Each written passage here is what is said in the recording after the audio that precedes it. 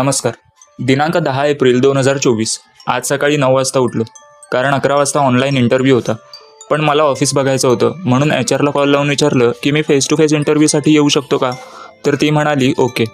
सर्व कामं आटपून निघालो. पप्पांनी बाईकवरून अर्ध्या रस्त्यापर्यंत सोडलं आणि तिथून मग बस करून मी अंधेरी ईस्टला गेलो. ऑफिस तसं खूपच छान होतं. ऑफिस बघून थोडाफार अंदाज येतो की आपलं फ्युचर काय आहे इथे. इंटरव्ह्यू तसा बऱ्यापैकी चांगला गेला आणि वी विल लेट यू नोची पावती घेऊन निघालो.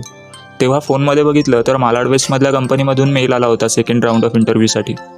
10 रुपयाची 2 केळी खाऊन मग तिथूनच डायरेक्ट मेट्रो पकडली DN नगरसाठी आणि तिथे जम्बो किंगमधला 60 रुपयाचा चीजबर्गर खाऊन next Andheri west to Malad west असा प्रवास केला.